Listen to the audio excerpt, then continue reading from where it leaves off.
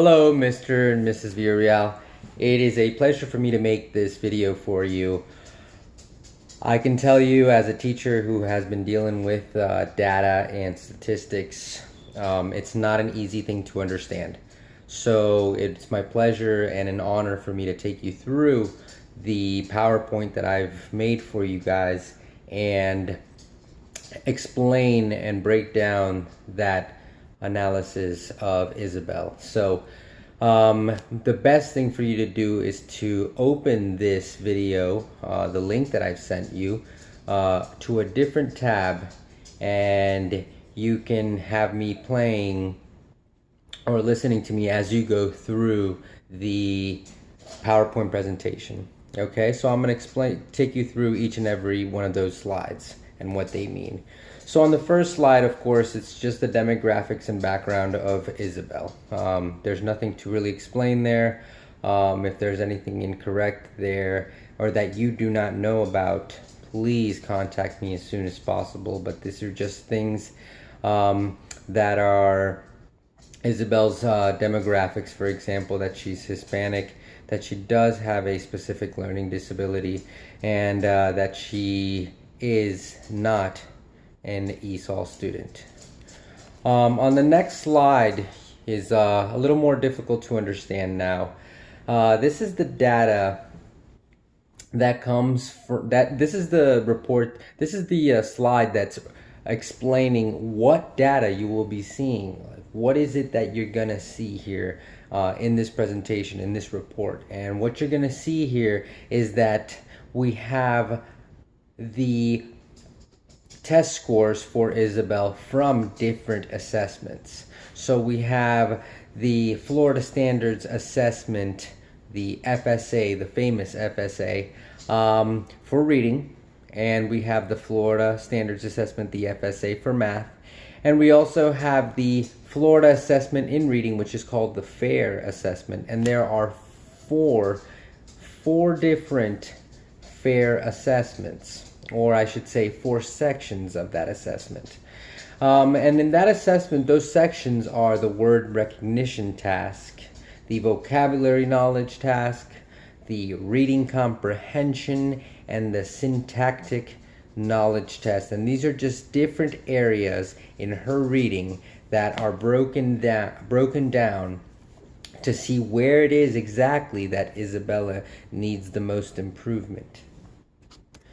On the next slide, titled Evaluation and Interpretation of the Data, we are seeing here a table that I provided for you where you can see Isabella's scores on each and every one of those tests that I just mentioned.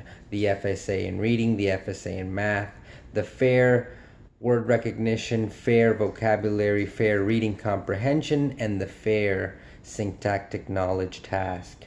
As you can see, Isabella achieved a level 1, which is the lowest level on both the reading and the math FSA, and she also scored on the lowest 25th percentile in her FAIR assessments, in her Florida assessment in reading for all 4 of the sections: word recognition, vocabulary knowledge, reading comprehension, and syntactic knowledge. So in comparison to the district scores for last year, Isabella scored lower, much lower, as we just provided for you an explanation. The bottom of this table in this comparison to the district scores shows the district average, and then it shows Isabella's scores on the top.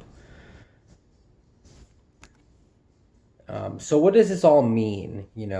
Obviously Isabella is going to need some interventions. She is going to need some extra help due to her low test scores. So the recommendations that we have on the very next slide are many. We have here recommendations for specific areas. For example, we have a recommendation for instructional enhancement. which means that maybe Isabella could have a specialist in the classroom with her in her language arts or her math classes.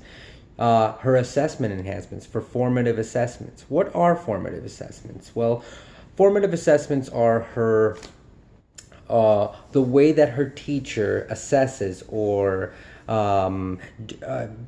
judges her improvement throughout the year. Well, she can get extended time on assignments, maybe get those assignments to be taken home for extra help. Maybe we can modify those assignments. And the same thing can be done for summative assessments, which are these comprehensive tests at the end of each quarter or at the end of each unit. Well, she can get extended time for those or take those home. She can use reference sheets. They can be modified.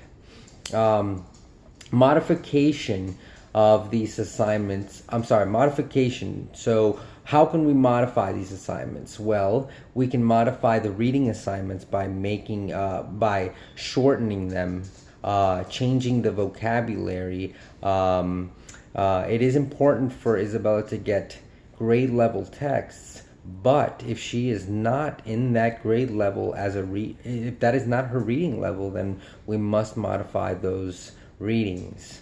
There are different programs that do that, including Achieve 3000. An intervention can be done after each of those summative assessments that we talked about. For example, there could be remediation after each of those tests. And there could be accommodations that can be made. For example, the extended time on the assessments and the tests that we talked about. And also seating arrangements that can be made for her to better comprehend or to better learn. This does not just include sitting at the front of the class, but it includes sitting with the right classmates that are going to help her with her peers, sitting with the right peers. And that's the end of the slideshow. If there are any questions that you have, Mr. and Mrs. Villareal, please reach out to me. My name is Mr. Gonzalez, and it was a pleasure for me to take you through this data and explain it to you.